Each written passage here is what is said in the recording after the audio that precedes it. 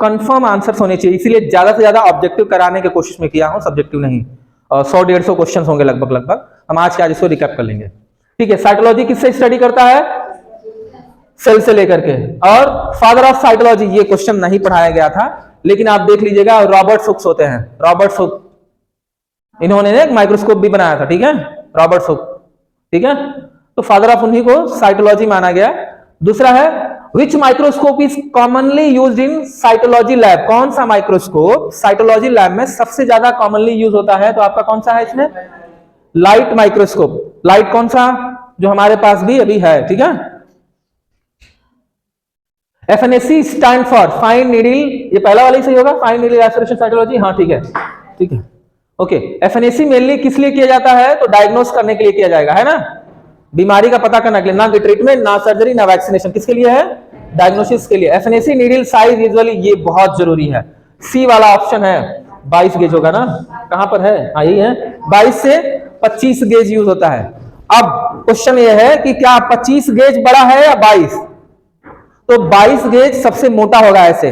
ठीक है, ठीक है, और 25 वाला थोड़ा सा और पतला होगा। ध्यान रहे, गेज को लेकर के कंफर्म रहिएगा।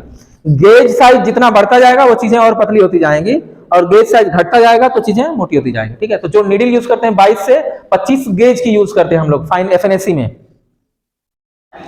ओके, कौन which stain commonly used in cytology stain? तो बेसिकली हम लोग कौन सा यूज करते हैं? जिम्सा। सेल्स के बारे में सिर्फ जानना है। वही हिस्टो के केस में कौन सा यूज करेंगे?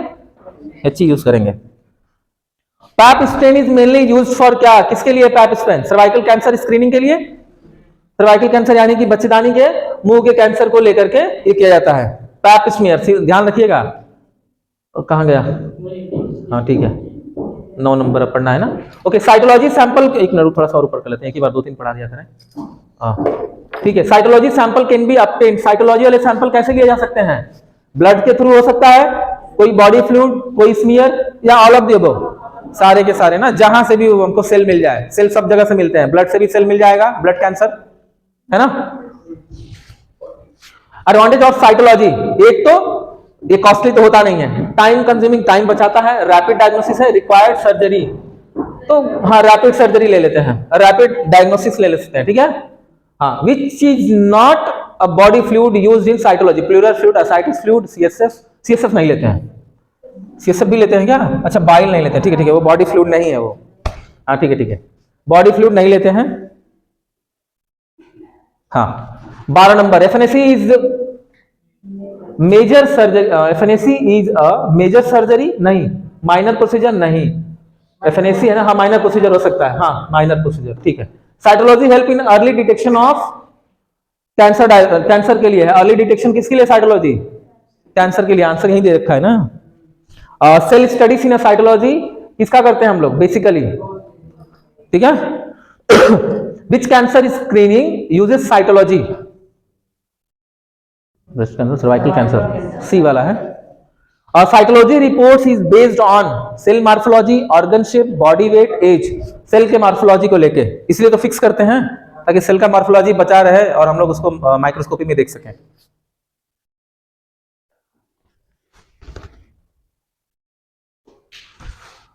अच्छा, which is not a cytology technique? FNAC, exfoliative cytology, imprint cytology और बायोप्सी। अच्छा ठीक है, डी तो ऑप्शन है वो। इम्प्रिंट साइटोलॉजी क्या है? तो हाँ क्या करते हैं? नहीं नहीं, इम्प्रिंट है, इम्प्रिंट साइट, हाँ पलट लेते हैं, बिल्कुल सही, ठीक है। एक्सफ्लोरेटिव क्या होता है? ऊपर ऊपर, है ना, क्या लिखा है? शेड सेल जहां से ले जाए। शेड के अलावा और क्या लिया जा सकता है? शेड सेल किससे लेते हैं? स्पैचुला और ब्रश होता है, इसको शेड को दूसरा स्क्रब भी बोला जा सकता है ना। Category is less invasive procedure, no sample taken, small sample taken, no stain, no microscope. Small sample, less invasive इसलिए तो बोला गया है इसको, यानी कि हम कम सैंपल में ही काम निकाल लेते हैं। बड़ा सैंपल ले लेंगे तो ये हिस्टो हो जाएगा, है ना। FNAC sample is spread on, और किस पे लेंगे? ग्लास स्लाइड पे ले लेंगे, ठीक है। Cytology mainly deals with the cell, cell के बारे में ही लेती है, डील करती है। साइटोलॉजी यानी cell. Which stain gives the nuclear details clearly. Simple है, जो स्टेन हम लोग यूज कर रहे हैं। कौन सा पार कर गए? हो गया क्या? 22 तक हो गया है। हाँ, FNAC help to avoid biopsy, blood test, x ray. ये बायोप्सी को ही रोकती है ना, FNAC तो बायोप्सी को ही रोकती है। बायोप्सी किस केस में करते हैं अवधेश? ठीक है। साइटोलॉजी डायग्नोसिस इज अ, किसका डायग्नोसिस? प्रिलिमिनरी, मतलब कैंसर से प्रियर कैंसर, कैंसर से पहले वाले स्टेज में ही, क्योंकि इसमें हम लोग दो चीज देख सकते हैं, एक तो मैलिग्नेंसी भी, मैलिग्नेंस देखते हैं, साथ में बेनिंग्स भी देखते हैं ना। सबको क्लियर है ना ये चीजें? तो ठीक है। साइटोलॉजी कॉमनली यूज्ड कौन से सेक्टर में है? तो ओपीडी तो हम लोग करते ही करते हैं, ये तो कंफर्म है। ठीक है। अब बाकी ऑप्शन क्यों नहीं? आईसीयू में कैंसर से रिलेटेड कोई सीरियसनेस नहीं होता है, ठीक है, या ओटी और वार्ड हो सकते हैं, लेकिन क्योंकि हमारे पास ओपीडी सबसे प्रायोरिटी है इसलिए मान रहे। नहीं तो वार्ड से भी लिया जा सकता है, ओटी से भी लिया जा सकता है, नॉर्मली ले लेते हैं हम लोग। क्यों देखा जाता है कि जैसे ही ऑपरेशन मरीज लेटा ना ओटी टेबल पे, और जैसे सपोज उसको ब्रेस्ट लम्प्स हैं, तो डॉक्टर ना पहले ही हम लोग चेक करा लेते हैं, मैमोग्राफी एक्सरे टेस्ट आता है, कर लेते हैं, लेकिन जैसे हम चीरा लगाने जाते हैं हम देख लेते हैं नहीं ये तो कंफर्म कैंसर है। कंफर्म कैंसर के केस में हम ऑपरेशन रोक करके स्मीयर का टेस्ट करा लेते हैं, वो निकलवा करके सैंपल FNAC करा करके भेज लेते हैं। विर्चो, ठीक है ना, विर्चो, ये फादर ऑफ हिस्टोपैथोलॉजी है, ये नोट कर लीजिएगा। Histopathology required cytology smear. Histopathology में क्या चाहिए होगा हम लोगों को? बायोप्सी टिश्यू चाहिए होगा, गुड। फिक्सेशन प्रिजर्व क्या करता है? कलर, स्ट्रक्चर, स्मेल या वेट? स्ट्रक्चर को करता है ना, हमेशा फिक्सेटिव, चाहे सेल का हो चाहे टिश्यू का हो, उसके स्ट्रक्चर को ही सेव करने के लिए किया गया है। उसके बाद है मोस्ट कॉमन फिक्सेसिव कौन सा यूज करते हैं? फार्मलिन 10%, न्यूट्रल बफर, NBF होता है ना, NBF। और मोस्ट कॉमन फिक्सेटिव हो गया। चलिए 6वें नंबर से शुरू करना है। हाँ वही है, फार्मलिन का स्ट्रेंथ कितना होता है? 10%। फिक्सेसिव प्रिवेंट क्या क्या कर सकता है? ऑटोलाइसिस, और क्या इसमें? और प्यूट्रिफिकेशन एक आता है जो इस ऑप्शन में नहीं है, सिर्फ एक ही दिया, इसलिए हम बी को आंसर कर रहे हैं, ठीक है। माइक्रोटोम किस लिए यूज होता है? हाँ, कटिंग सेक्शन के लिए, ठीक है ना। थिकनिंग ऑफ रूटीन हिस्टोपैथोलॉजी कितने में काटा जाता है सेक्शनिंग में? 3 से 5, ठीक है। पैराफिन वैक्स मेल्टिंग पॉइंट कितना होगा? पढ़े थे हम लोग, 70? नहीं 70 कैसे बोल दिया आप?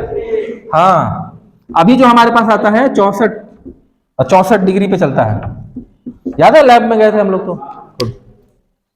टिश्यू प्रोसेसिंग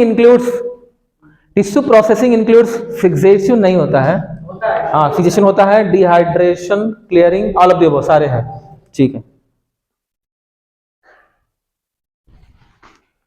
क्लियरिंग एजेंट कौन सा है? जाइलिन होगा ना, हाँ ठीक है। सी, डिहाइड्रेशन डन वाटर को रिमूव करने के लिए होगा, हाँ चलिए ठीक है। इम्बेडिंग मीडिया में क्या यूज करते हैं हम लोग? ठीक है। Staining makes a tissue hard बनाता है, हाँ? क्या बनाता है? स्टेनिंग क्या बनाता है टिश्यू को? पागल है। इम्बेडिंग जो है ना, और फिक्सेटिव, हाँ देखने के लिए बनाता है, यस, इसलिए मैं ना पहले बोल दिया, विजिबल के लिए बनाता है, ठीक है। मोस्ट कॉमनली स्टेन कौन सा यूज होता है हिस्टो में? हाँ, इयोसिन, हिस्टोसिन नहीं। हिमेटोजालिन किसके लिए बताता है? ये न्यूक्लियस के लिए बताता है। कौन सा कलर दिखाता है? ये ब्लू कलर, ठीक है। इयोसिन स्टैंड किसके लिए होता है?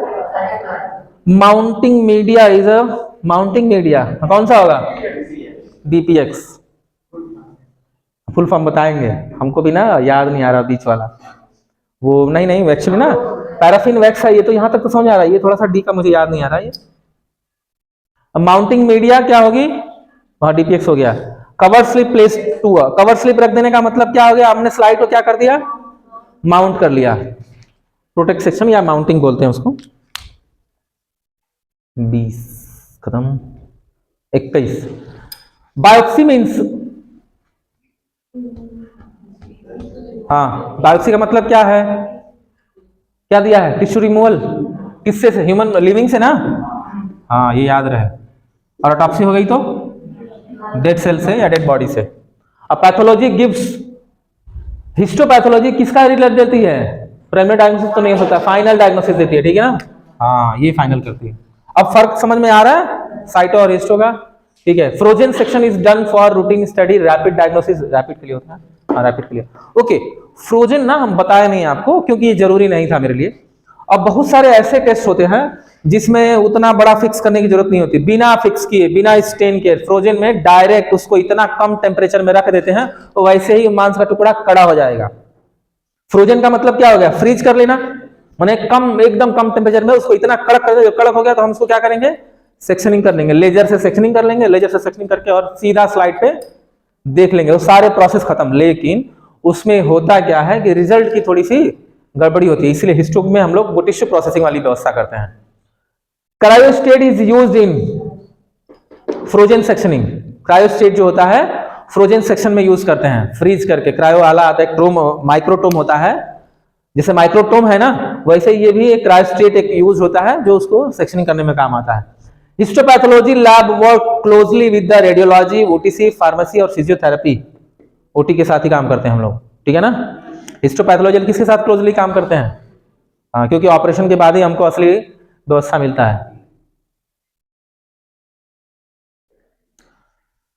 Fixation is the process of staining tissue, preserving tissue, यही होगा, ठीक है। मेन पर्पस ऑफ फिक्सेशन क्या है, ऑटोलाइसिस को रोकना होगा ना, प्रिवेंट होगा ना, हाँ ठीक है, ऑटोलाइसिस को रोकना। फिर वही रिपीट हो रहा है क्या, ठीक है। अब फॉर्मेलिन सॉल्यूशन क्या है, हाँ ये फॉर्मेलिन एक्चुअली ना कंपोज करने के बाद, मतलब दो चीजें मिलाने के बाद उसको हम फॉर्मेलिन बोलते हैं, लेकिन फॉर्मेलिन एक्चुअली किससे बन के आया है, ठीक है, फॉर्मल अल्डिहाइड।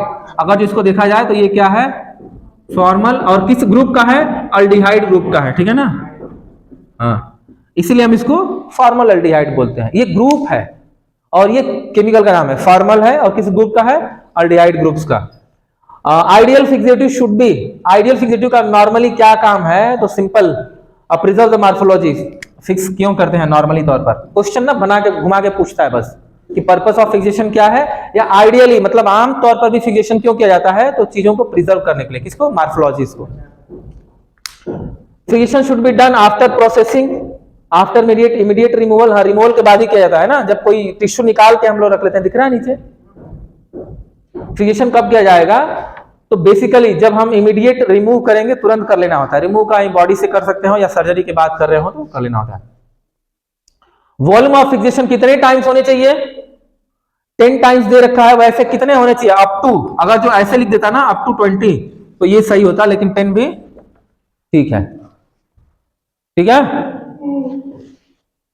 फिक्सेशन मेनली कहां गया, फिक्सेशन मेनली प्रिजर्व, अब हाँ क्यों प्रोटीन, ये तो ऑप्शन है ना, डिटेल्स,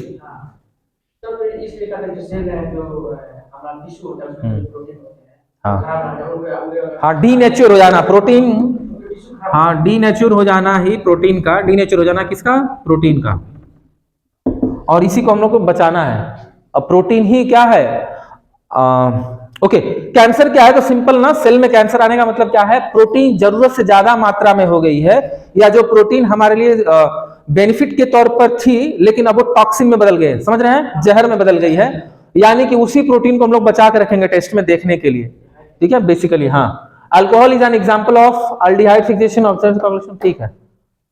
कोगुलेंट फिक्सेशन, कोगुलेंट का मतलब है कि जितने भी कोगुलेशन फैक्टर्स होते हैं टिश्यूज के, उसको बचाने के लिए हम लोग इसका अल्कोहल का यूज करते हैं। हाइड्रेशन एक प्रोसेस है ना, उसमें भी यही है। फॉर्मेलिन एक्ट एज ए क्या, किसके लिए एक्ट करता है, ये क्रॉस लिंकेज प्रोटीन।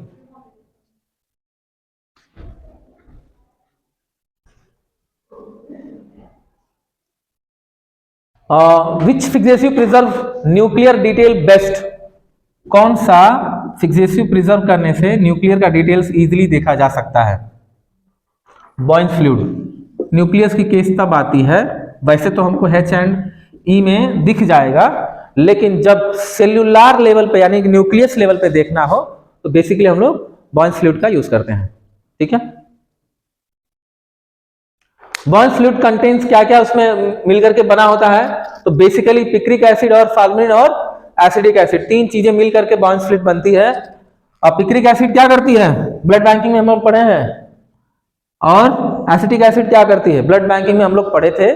जब प्रिजर्व करके रखा जाता है तो उस प्लास्टिक के बैग में ना वो जो इरिटिए के तौर पे जो भी मिलाते थे ताकि वो ब्लड सही से रह जाए, तो वहां पर पढ़े थे कि पिक्रिक एसिड क्या करती है और एसिटिक एसिड क्या करती थी। याद होगा, नहीं होगा तो पढ़ लीजिएगा। फार्मलिन सिंपल है, चीजों को खराब नहीं होने देती, इसलिए फार्मलिन का यूज करते हैं साथ में।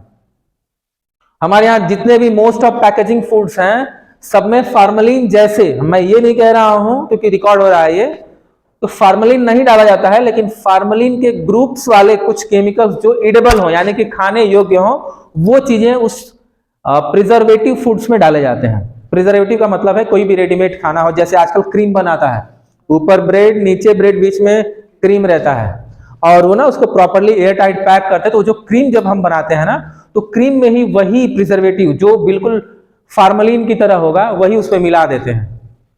फार्मलिन नहीं मिलाते हैं, मैं फिर से बोल रहा हूं क्योंकि रिकॉर्ड हो रहा है, लेकिन फार्मलिन जैसे प्रिजर्वेटिव एजेंट्स मिलाते हैं जो कैंसर के लिए बहुत ज्यादा खतरनाक है।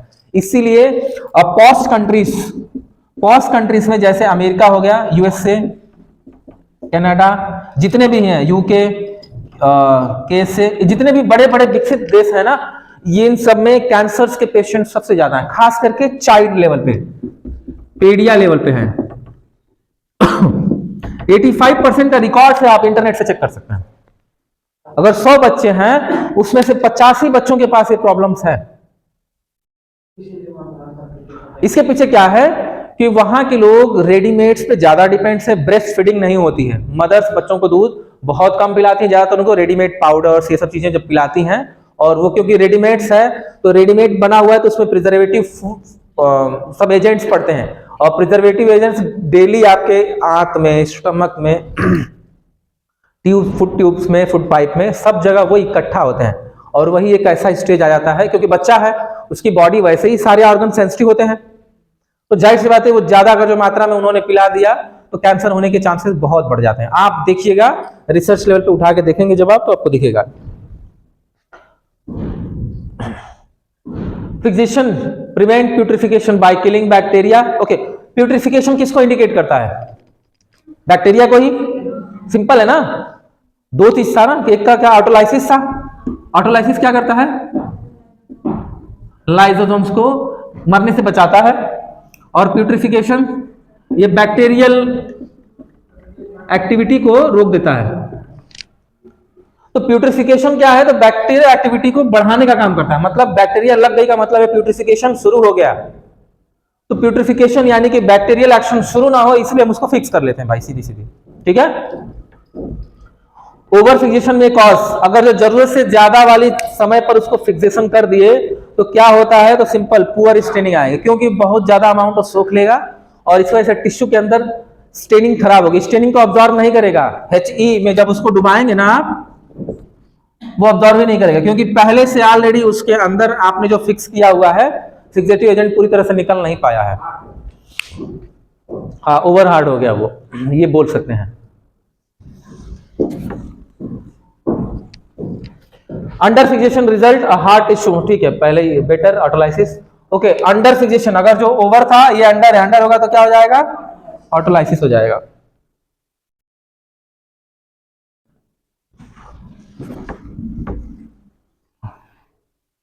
ओके, रूम टेम्परेचर पे ही रखते हैं ना, बॉइलिंग करते हैं ना कूल करते हैं हम लोग, सिंपल मान लेते हैं, क्योंकि रूमी टेम्परेचर पे रख सकते हैं इसको, अलग से कहीं कुछ नहीं रखते, ना हॉट करते हैं ना कूल करते हैं। Fixation time depends on the size of the tissue, type of the fixative, both. हाँ, ठीक है। जब फिक्सेशन हम लोग यूज करते हैं तो हमको अगर जो न्यूक्लियर लेवल पे करना है तो बॉन्ड फ्लूइड का यूज करते हैं, है ना, और टिश्यू लेवल पे सिर्फ कलर से डायग्नोसिस करना है तो H&E वाला करते हैं, यानी कि डिपेंड करेगा उसके साइज पे और उसके टाइप ऑफ फिक्सेशन पे, है ना। Which is not a fixative, formalin, alcohol, xylene, ये फिक्सेटिव नहीं है, ठीक है ना। जाइलिन क्या है? क्लियरिंग एजेंट है, ठीक है ना। ये क्वेश्चन देख लीजिएगा कि कौन सा फिक्सेटिव नहीं है, तो आपका केवल जाइलिन नहीं है ना। जाइलिन क्या काम करती है? क्लियरिंग का काम करती है, टिश्यू में, टिश्यू प्रोसेसिंग में क्लियरिंग का काम करती है। ओके, मेटालिक फिक्सेटिव जिसमें कॉपर ये सब चीजें, ऐसी कोई मेटल वाली चीजों को देखना हो, फिक्सेट करना है, तो बेसिकली मर्क्यूरी में कर सकते हैं, जिंक में, क्रोमियम में कर सकते हैं, ठीक है ना।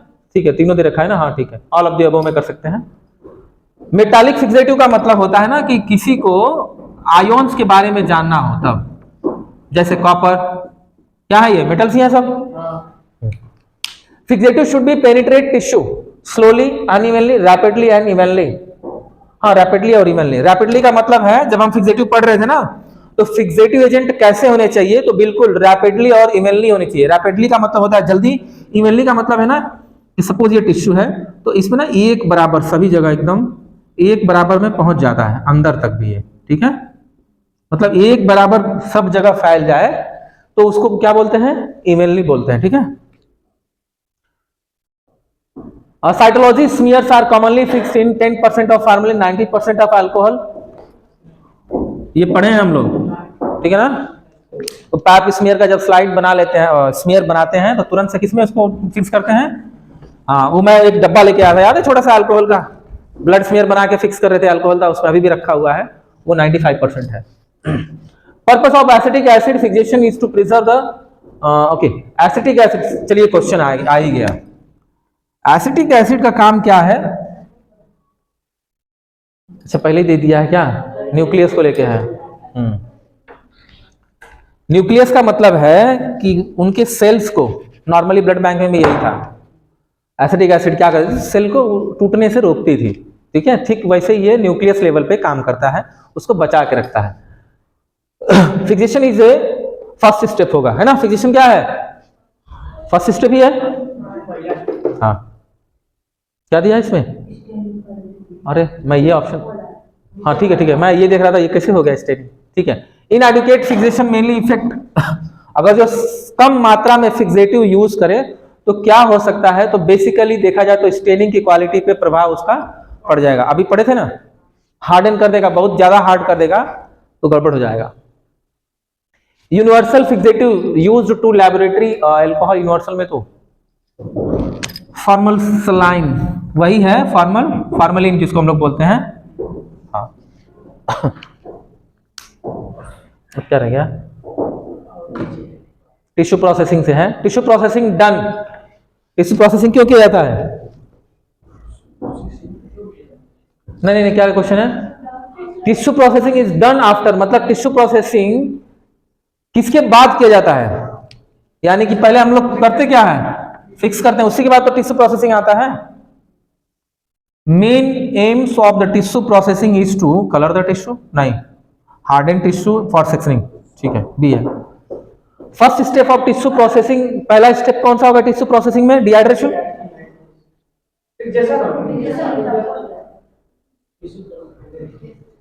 अच्छा, डिहाइड्रेशन क्या होगा? वाटर को रिमूव करते हैं ना, अल्कोहल से करते हैं, हाँ चलिए ठीक है। और कहाँ रह गए हम लोग? डिहाइड्रेशन हो गया वाटर को रिमूव करने के लिए। Alcohol series use to dehydration, decreasing strength, alcohol series use for dehydration, decreasing the strength नहीं, equal strength, increasing strength, random, ये है, ठीक है। स्ट्रेंथ का मतलब है टिश्यू के ताकत को बढ़ा के रखता है, ठीक है। अब पर्पस ऑफ डिहाइड्रेशन वाटर के लिए होगा ये, हाँ ये है। क्या सी लिखा है क्या? नहीं, ठीक, बी है। क्लियरिंग में जाइलिन का यूज करते हैं, क्लियरिंग मेक्स टिश्यू अपिक सॉफ्ट, नहीं। सी, ट्रांसपेरेंट बनाता है ताकि वैक्स बढ़िया से लग जाए। उसके बाद clearing agent must be miscible with the water alcohol, नहीं, हाँ अल्कोहल वैक्स, ठीक है। मिसिबल का मतलब क्या होता है? क्लियरिंग मस्ट बी मिसिबल का मतलब है फ्री किया जाना चाहिए। किससे करते हैं? वाटर और अल्कोहल से, ठीक है। यहाँ मिसिबल का मतलब है फ्री करना। Embedding media commonly used resin, अगर, अरे कहाँ गया है? Paraffin wax, DPX. अब क्या रह गया? ये थोड़ी है, अच्छा ये, हाँ ये तो सबको क्लियर है ना। पर्पस ऑफ एम्बेडिंग क्या है, तो उसको हार्डन करके रखते हैं ताकि बढ़िया से कट जाए। क्या आंसर में है? Support tissue for sectioning. हाँ, हार्डन करके रखते हैं ताकि कट जाए, सेक्शनिंग हो जाए। चलिए ठीक है। इनकरेक्ट डिहाइड्रेशन में क्या होगा, तो बैड स्केलिंग होगी और क्या होगा, टिश्यू डिस्टॉर्शन हो जाएंगे। ओवर डिहाइड्रेशन मतलब जरूरत से ज्यादा सुखा दें, टाइमिंग बढ़ा सकते हैं, तो ब्रिटल, हाँ ब्रिटल ही हो जाता है, बहुत कट जाता है, इतना हार्ड हो जाएगा ना कि आप जैसे ऐसे करें तो चिप्स की तरह वो टूट जाएगा, कुरकुरे की तरह टूट जाएगा। ब्रिटल टू हार्ड, ब्रिटल का मतलब होता है मोड़ने पे टूट जाए, वो हार्ड है लेकिन जैसे आपने ऐसे किया ना तो वो टूट जाएगा। लचीला होगा तो सिर्फ मुड़ जाएगा, और हार्ड होगा तो टूट जाएगा। ब्रिटल का मतलब हार्ड होना है, सोलन का मतलब सूज जाना होता है, ट्रांसपेरेंट का मतलब पारदर्शी होना। ये भाई ये कहाँ ऑप्शन है? अच्छा सॉफ्ट वहां पे है, मैं तो 3 ही दिया है। चलिए, अंडर डिहाइड्रेशन कॉजेस पूर वैक्स इनफिल्ट्रेशन। अंडर डिहाइड्रेशन का मतलब है पूरी तरह से पानी नहीं निकलेगा। जब पानी नहीं निकलेगा तो उसके अंदर क्या रह जाएगा, जो पानी रह जाएगा पोर्स के अंदर, तो वैक्स घुस नहीं पाएगा। जब वैक्स घुसेगा नहीं तो फिर रह जाएगा, एकदम बेकार हो जाएगा, इसीलिए वो वैक्स इनफिल्ट्रेशन नहीं हो पाएगा। और clearing agent replaces, clearing agent किसको रिप्लेस करती है? वाटर को? नहीं, अल्कोहल को करती है। ठीक है। Tissue infiltration is the process replacing clearing agent alcohol. Okay, tissue infiltration is the process replacing the clearing agent. Paraffin वैक्सी है, एक मिनट क्वेश्चन रुके रुके। Tissue infiltration is the process by replacing clearing agent. हाँ ठीक है। Paraffin infiltration is done at a room temperature, नहीं किया था, टेम्परेचर बढ़ा होना चाहिए। पैराफिन है ना, पिघला हुआ होना चाहिए ज्यादा। अब वो मेल्टिंग पॉइंट ऑफ एक्स यही होगा। हाँ ठीक है, सी है। Orientation of tissue during the embedding is important of labelling, sectioning, quality. हाँ, टिश्यू एम्बेडिंग सिर्फ करने का मतलब ये क्या है कि टिश्यू को हम लोग बढ़िया से काट सकें ताकि सेक्शन की क्वालिटी जो 3 से लेके 5 तक की रिक्वायरमेंट है वो बन जाए बढ़िया। Embedding moulds are usually made up of glass, rubber, metal या प्लास्टिक, है ना, मेटल या प्लास्टिक के होते हैं, रबर के नहीं होंगे, ग्लास के नहीं होंगे। अच्छा, ग्लास के किए जा सकते हैं अगर जो, नहीं, हाई टेम्परेचर में ग्लास ना टूट सकता है। ओके ओके ठीक है, अगर जो सोचा जाए तो ग्लास से कर सकते हैं हम लोग। क्या ऐसे एल का ग्लास बना के कर सकते हैं तो ये टूट जाएगा, है ना, या तो बहुत मोटा शीट यूज करना पड़ेगा तो वजन बढ़ जाएगा। तो सबसे सस्ता यही है, मेटल और प्लास्टिक है। इनकरेक्ट ओरिएंटेशंस में रिजल्ट प्रॉपर डायग्नोसिस, नहीं, हाँ प्रॉपर पुअर माइक्रोस्कोपिक व्यू। हाँ ठीक है, पुअर माइक्रोस्कोप व्यू। अगर एम्बेडिंग सही से नहीं हुआ और ओरिएंटेशन का मतलब सही ढंग से वो दिखे नहीं स्लाइड पे, तो फिर माइक्रोस्कोपी आपका गड़बड़ हो जाएगा। Tissue block after embedding are allowed to boil, freeze, cool करते हैं ना, फ्रीज या क्लोज करना। ठीक है, जब वो ब्लॉक बन जाता है तो उसको ठंडा करते हैं नॉर्मली ना, या तो फ्रीज कर लीजिए या तो वो देखे होंगे आप लोग मशीन पे ना, यहाँ पर, हाँ, ठंडा करने के लिए आगे सेक्शन बना हुआ है, सेक्शन बना हुआ है, यहां से आप ड्रॉ कर लेते हो, फिर यहां पर कूल के लिए भेज देते हो। Paraffin blocks are use for mounting, section cutting. जो ब्लॉक बन जाएगा उसके बाद किस काम के लिए आएगा? वो सेक्शन काटने के लिए काम आएगा ना। Tissue processing can be done, tissue processing can be done manual method, automatic, दो भी। हमारे पास दोनों व्यवस्था है। मैनुअली पहले हम लोग डुबा के निकालते थे समय समय के बाद, अब तो ऑटोमेटिक आ गया, वो इधर से निकल के उसमें चला जाता है, ऐसे करके वो मूव करता है। Final product of tissue processing, tissue processing करने के बाद लास्ट में क्या बन के आएगा? फाइनली क्या बन के आएगा? ब्लॉक बन के आएगा। वो सबको पता है ना ब्लॉक क्या होता है? बस ठीक है, बस।